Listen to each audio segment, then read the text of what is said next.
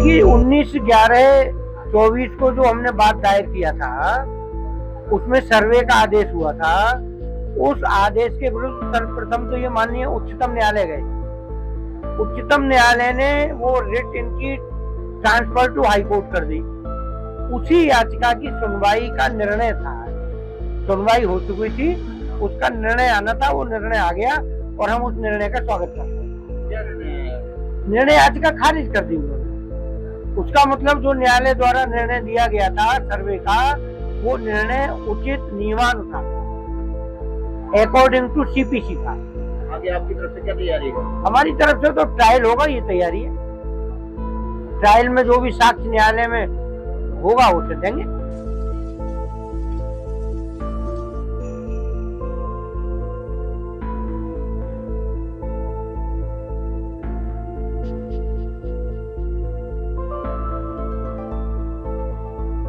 देखिए, बहुत ही महत्वपूर्ण निर्णय है ऑनरेबल इलाहाबाद हाईकोर्ट का। और जितने लोगों ने देश में भ्रम फैलाया था कि ऑनरेबल सिविल जज सीनियर डिवीजन चंदौसी ने 19 नवंबर को सर्वे कमिश्नर जो अपॉइंट किया था वो गलत अपॉइंट किया था और उस अपॉइंटमेंट करने से पहले मस्जिद कमेटी को सुनना चाहिए था, ये एक बात पूरे देश में फैलाई गई थी कि हमें बिना सुने कैसे सर्वे कमिश्नर को नियुक्त कर दिया गया। आज उस प्रपोजिशन ऑफ लॉ को कोर्ट ने सिरे से खारिज कर दिया है। सिंपल प्रपोजिशन ऑफ लॉ है कि कोर्ट ऑर्डर 26 रूल 9 और 10 की पावर के एक्सरसाइज में सर्वे कमिश्नर नियुक्त कर सकती है। उस समय किसी को सुनने की कोई जरूरत नहीं है। लॉ का मैंडेट सिर्फ इतना है कि जब सर्वे कमिश्नर मौके पे सर्वे करने जाएंगे तब वो दोनों पक्षों को उनकी मौजूदगी में सर्वे करेंगे, जो यहाँ पे 19 और 24 नवंबर को दोनों दिन फॉलो किया गया था। तो जो बड़े बड़े बैरिस्टर और पार्लियामेंटेरियंस हैं जिन्होंने कोर्ट की मर्यादा पे, इस पूरी प्रक्रिया की मर्यादा पे, पार्टीज की मर्यादा पे कमेंट किए थे, आज एक वेल रीजन जजमेंट से उसको कहीं ना कहीं पूर्ण विराम लगा है। जो सर्वे की रिपोर्ट सील कवर में फाइल की गई है उसके स्टे वेकेशन के लिए हम सुप्रीम कोर्ट आएंगे। साथ ही साथ ऑनरेबल हाई कोर्ट ने ट्रायल पे स्टे लगा हुआ था उस स्टे को वेकेट कर दिया है। इसका अर्थ यह है कि वहां पे ट्रायल आगे फर्दर बढ़ेगा।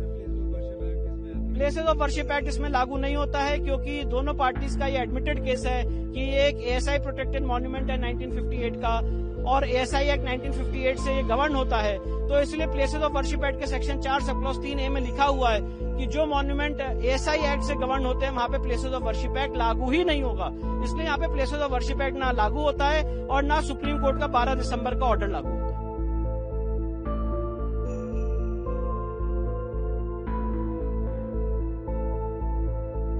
हिंदू पक्ष के लिए ये फैसला जो आज आया है, हम सभी लोगों के लिए ये अच्छी बात है।